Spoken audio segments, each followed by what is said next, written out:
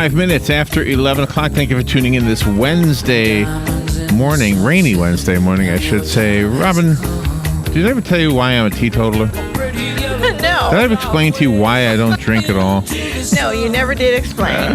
Let's see. I got two stories to tell you. One is when I was a kid, my dad would have, that would have been the end of me if he caught me drinking. I grew up in New York, and I remember the kids would get together at night and walk around and get some beer, and I would say, oh, if my father smells beer on my breath, that's the end of me.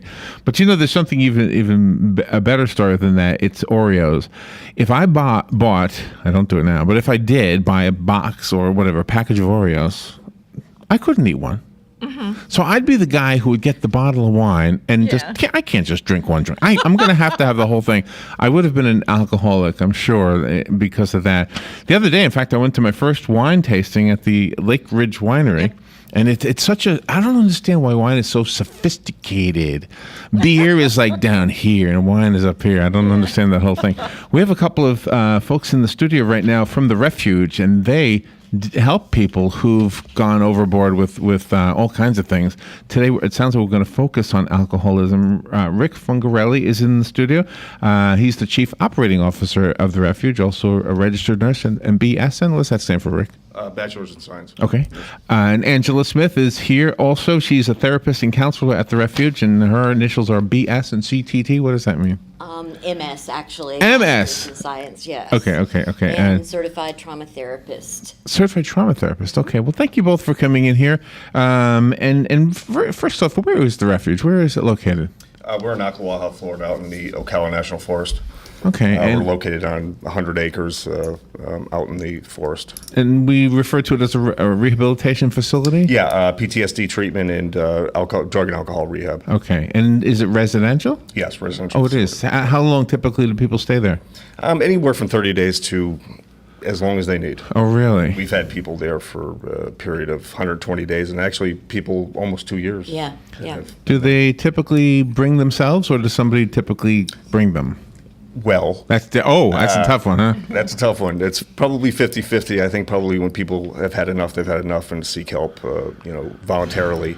Other people are sent there via court systems, via family pressure, so on and so forth. So as people who understand psychology, I just gave you a little information about myself. Is that, if you knew when I was 8 years old I would eat a whole thing of Oreos, does that mean at 21 I would drink the whole case of beer?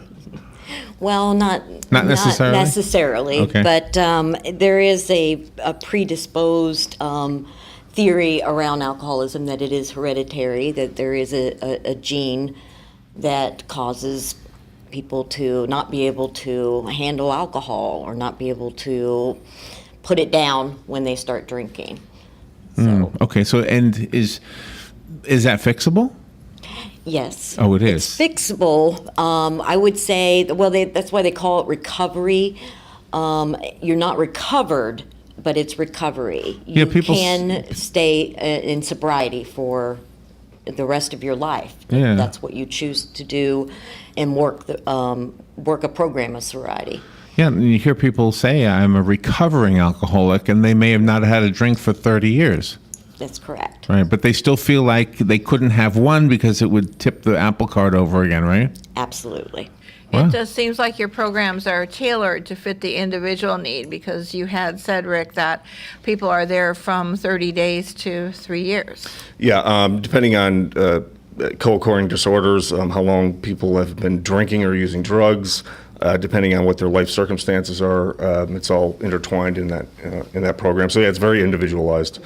As Angela said, there's most likely a genetic predisposition to drink alcohol and use drugs, and with that said, work in a program to be free of alcoholism is not curable.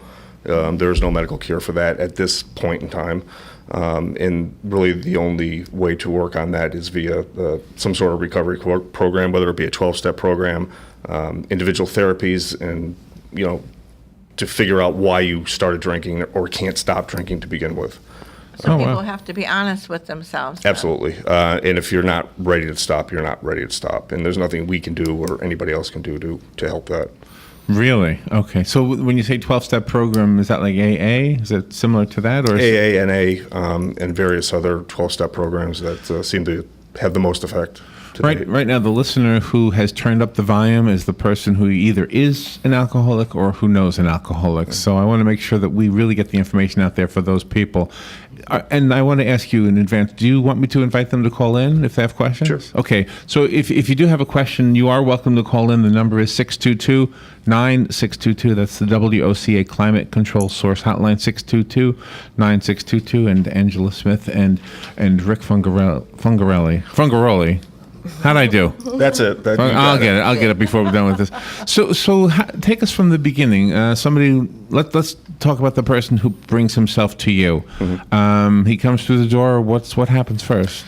Generally, the individual who we suspect has a drinking problem will hopefully divulge that prior to coming through the door. And there's social stigmas that go along with alcoholism. A lot of people still view this as a social problem and a psychological problem, and it's just the person doesn't have the willpower to stop drinking. That's not the case. It's absolutely a medical disease, and out of all of the drugs currently being used, with the exception of tobacco in this country, alcoholism is probably the most dangerous drug to withdraw from, detox from, and to successfully stop using on your own. Oh, wow. How long does detox take from alcoholism? It depends. It depends on age. It depends on physical condition. There's a lot of factors that go into it. Most of the community health centers will do it in a very short period of time, which in my almost 30 years of experience is the majority of those programs aren't successful because they're set up to fail. And there's limited resources available, limited monies available, and they have to tailor a program that is quick to be able to survive. We view alcoholism and drug addiction very differently and take a much longer time to wean people off, detox people off of medications and alcohol. Oh, wow. And that's what you have to look at as the chief operating officer. You not only have to keep your pulse on the type of programs that are working and aren't working, but the people that come in the door for help and your staff as well. You have to oversee everything. Yes, correct. We do have a phone call coming in, and you'll need the headphones to be able to hear the caller. And by the way, if somebody else wants to call in, you are welcome to. This is a great opportunity to get some information about a very serious topic.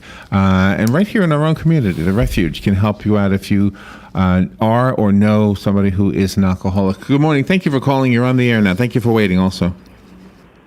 Yeah, I have a question for you. I'm a 50-year-old male. For probably about the past 20 years, I have convinced myself that I don't have a drinking problem, and I'd like for you tell me if I have one or not, if you don't mind, and maybe you can't tell me. But on a daily basis, I probably consume a minimum of about 8 to 10 ounces of chaste liquor a day. Yes, sir. Does that make me an alcoholic? Well, it's been said that you're an alcoholic when you say you're an alcoholic. I believe if you have been drinking and consuming that amount of alcohol over that period of time, and considering your age, I think, and you could tell me this, that you would have a very difficult time stopping at this point in time. Am I correct?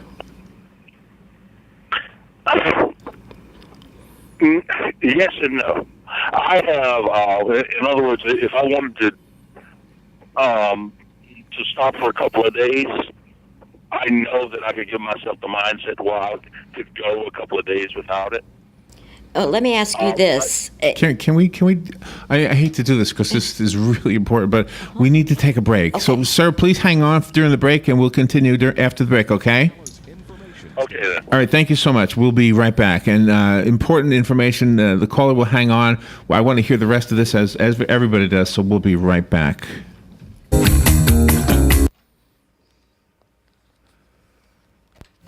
Let's face it, nowadays it can be hard to find American-made products, and that's something that Cabinet Sales of North Florida is well aware of. That's why they're an authorized dealer of Wellborn Cabinetry, family-owned and American-made since 1961. Cabinet Sales of North Florida is your answer for complete turnkey kitchen remodels and whole house cabinetry. Their cabinets are finished with solvent-based enamels for a long-lasting finish that's second to none. Available in an incredible selection of door styles and colors to choose from to turn your dream kitchen into a reality. In-house design and drawing services are available. Come by and see our displays for yourself at the Floors of the Villages, 3935 County Road 216 in Oxford, or Exquisite Design Kitchen and Bath in Bellevue, right across the street from the Bellevue Library. So whether you're looking for bookcases, kitchen, bath, or outdoor kitchen, Cabinet Sales of North Florida is your one-stop source of quality cabinets. For a free estimate, call 352-427-2647. That's 352-427-2647. Cabinet Sales of North Florida.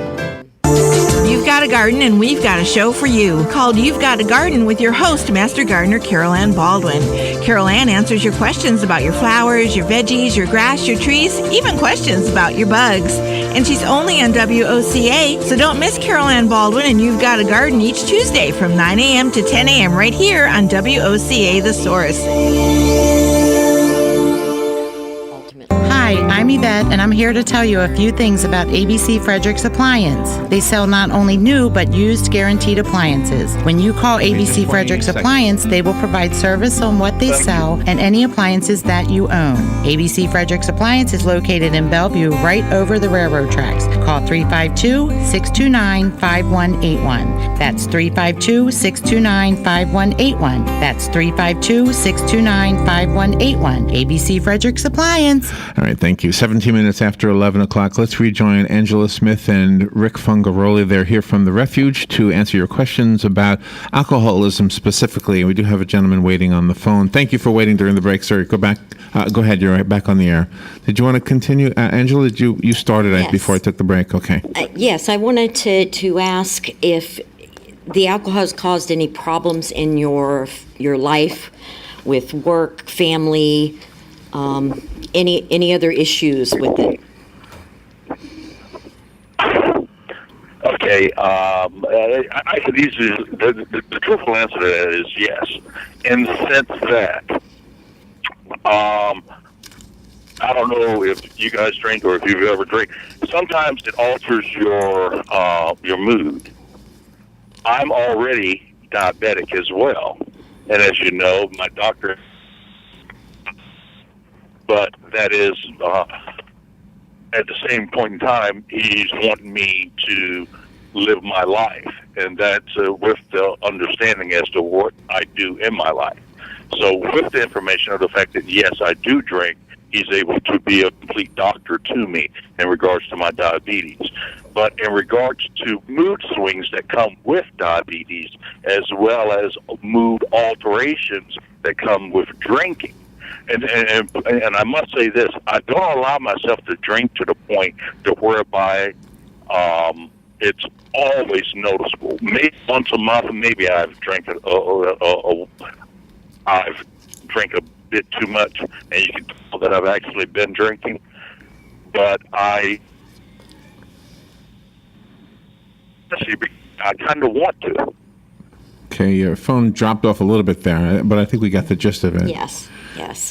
Well, if it's causing problems in your life, and you are, finding that, tolerance is built where you're wanting more, or you don't, or you need more to feel calmer or less stressed. And if you stop and you have withdrawal symptoms, those are all signs that it's becoming more of a dependent issue than just, drinking every day or abusing alcohol. So it really is a decision on your part on what you would like to do with this. And hence the question. I think that if someone told me that, hey, listen, you're drinking 8 to 10 ounces every day, and you've done this for the past 20. Okay, you dropped off again. Say it again. Sarah, are you there? Okay, and he's still in the computer indicates he's still okay. The call ended. Okay. Boy, that's that's what you have to work with. You have to work with people who really want to know themselves. I mean, that's an interesting question. Am I an alcoholic? Yeah, and it's very difficult to answer that question. I mean, there's physical addiction, obviously, that is purely medical in nature, and an individual that finds themselves waking up in the morning and having to take a drink to get rid of tremors clearly has a problem. The individual that called there at 50 years old, already having diabetes, probably having some hypertension, weight issues, is clearly headed for a road of problems. And I'm not putting words in his mouth, but it sounded to me like when he was trying to explain that it's mood altering, that he actually uses it for comfort purposes. Yeah, the dynamic with alcohol and any of those type of drugs, whether it be benzodiazepines, Valium, Ativan, Xanax, those sort of drugs, they hit a certain part of your brain that kind of keeps us calm. And when we take that chemical away, we immediately start to feel anxiety. We get high blood pressure. The anxiety goes through the roof, and he's probably finding himself over a period of time having to take a drink to kind of get back to normal. And you have another phone call. Good morning. Thank you for calling, and thank you for waiting. You're on the air now with Rick Fungaroli and Angela Smith from The Refuge. Yes, good morning, everybody. Hypnosis has been somewhat successful with quitting smoking. Has it ever been used or tried or applied to alcoholism? Well, actually, I'm certified in hypnosis, and it's controversial where it would help that issue. I think it could help some of the symptoms around it to help ease stress, but I don't believe it would be something that could relieve alcoholism because of the medical aspects of it. There would be more involved. Thank you. Thank you. Interesting question. Yeah. Wow. You can hypnotize people? Yes. Are those stage hypnotists? Are they for real? Is that really happening, or is that an act? I think that's a lot of an act. Oh, that's an act. Oh, Yes. man. I always get disappointed with all my realizations. But boy, that first guy, really has, I'm really hoping that he's still listening and that he goes into the refuge. Right? A radio show is so surface level. It can begin the process, I think. But I think my own 2 cents, if that matters. And it's very dangerous to attempt to stop drinking without some medical supervision. Oh, really? Especially for somebody who's been drinking for as long as that gentleman has been drinking, it's probably one of the few drugs that carry a fairly high risk of death if not treated correctly. Wow. People who experience, what we all refer to generically as, we'll call it DTs, who wake up in the morning and have those tremors, they have a 35% mortality rate if untreated. So it's... Chances are most of the adults that come to you, they have jobs and they have to be their sole support, pay rent, electric, all of that kind of stuff. How can they comfortably go and get help from you and stay in-house for at least 30 days to 90 days or however long it takes and accept that loss of income? Or are they allowed to leave and go to their job? No, it's a residential treatment center, and they have to stay in the facility. Now, we accept insurance, obviously, and for any sort of detox, it's not really much of an issue to get insurance coverage for that. But I can put it, simply, if you have a drug and alcohol problem, you're going to lose your job. It's a matter of time. Yeah, sure. So better to take care of the problem, when you can, as opposed to waiting for some other horrific problem to happen. Yes, and we also have different levels of care. We're in the residential facility, and we have detox in there. But there's also outpatient. We have an outpatient facility called Transitions with a sober house as well. And a lot of times when they finish residential, they go there. And residential usually is the best choice if there is an addiction like that, because there's underlying issues. It's not that somebody just decided to start drinking one day because. There's usually underlying issues where they are stressed, there's issues maybe in the family, things like that. So it's best to get underneath those issues and work through that. But with the outpatient, if somebody absolutely, cannot stay in a residential, they can detox, for the safe period of time, and then go to outpatient. Wow. Can you tell us a success story? Do you have anybody who the marriage was falling apart, they went through the detox and the whole program, and everything's back to roses again? Do you have any of those? 30 years, you must have a few of them, yeah. We have many of them. I mean, we do. We have a lot of alumni that have come and worked through and mended their relationships, mended their family issues, because part of the program is also the family support. We encourage that families come for a family week program once every 6 weeks and are involved in it, because it affects the whole family, affects your friends, everybody around you. It's not just you. The physical damage that alcohol does, I mean, you hear about the liver all the time. Does that reverse itself once you are off alcohol? It depends, and again, on the situation with the person, how old they were when they stopped drinking, what damage occurred prior to, how much do they drink. So there's endless variables with any organ involvement with alcohol. For the most part, women are more affected by alcohol than men are.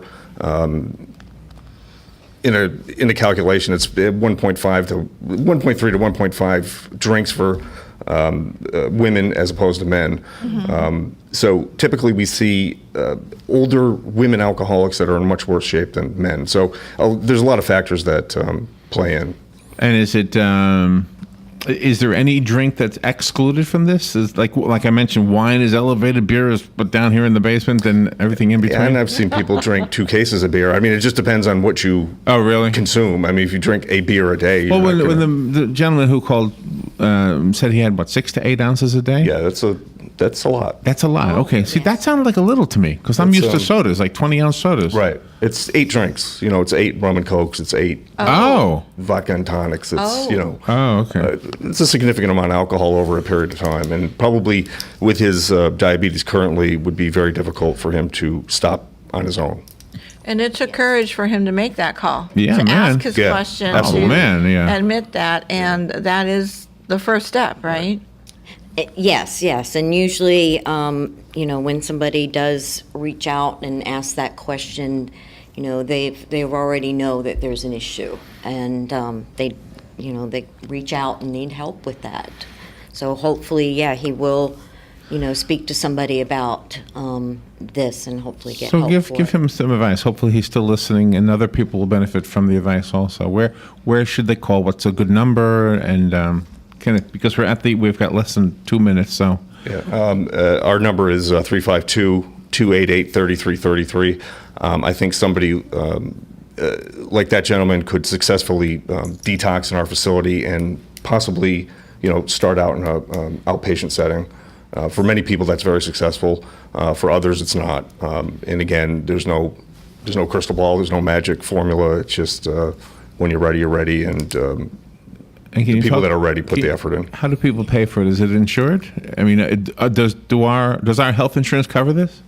Some of it. The insurance companies, we have a good team of insurance folks there that will fight to get reambrsement for you.